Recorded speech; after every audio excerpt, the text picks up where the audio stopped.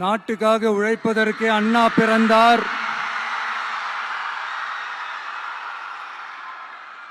பொது நலத்தில் தானே நாள் முழுக்க கண்ணா இருந்தார் அப்படின்ட்டு எம்ஜிஆர் அவர்கள் ஒரு பாட்டு ஒன்று பாடியிருக்கிறாங்க, கேட்டிருப்பீங்க. அப்படிப்பட்ட நம்ம காஞ்சி தலைவர் அறிஞர் அண்ணா அவர்கள் பிறந்த மாவட்டம் தான் இந்த காஞ்சிபுரம் மாவட்டம்.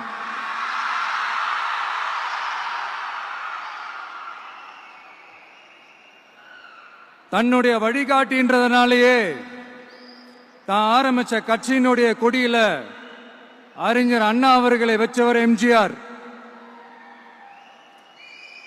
ஆனா அறிஞர் அண்ணா அவர்கள் ஆரம்பிச்ச அந்த கட்சியை அதுக்கப்புறம் கைப்பற்றினவங்க என்னெல்லாம் பண்றாங்கன்னு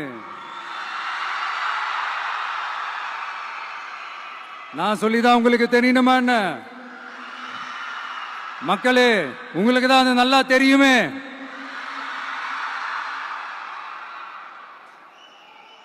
தனிப்பட்ட முறையில் எங்களுக்கும் அவங்களுக்கும் எந்த பிரச்சனையும் கிடையாதுங்க.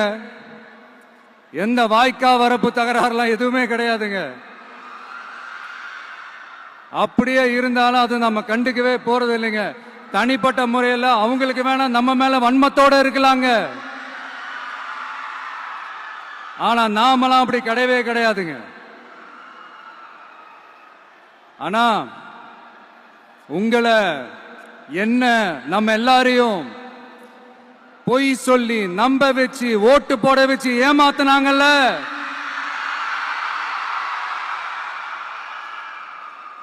அப்படி ஏமாத்தி ஆட்சிக்கு வந்து நல்லது செய்யற மாதிரி நடிக்கிறாங்கல்ல, நாடகம் ஆடுறாங்கல்ல,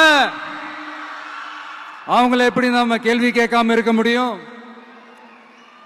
அதனால அவங்கள நம்ம கேள்வி கேட்காம விட போறதே இல்லை.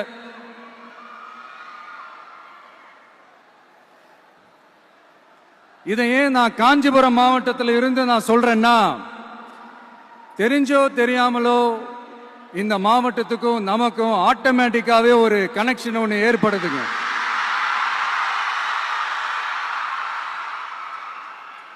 ஏன்னா நம்மளுடைய முதல் கள பயணத்தை தொடங்கினதே பரந்தூர்ல இருந்து தான்.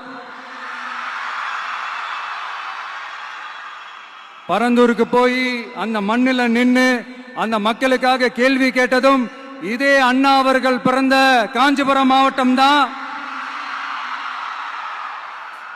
இன்னைக்கு ஒரு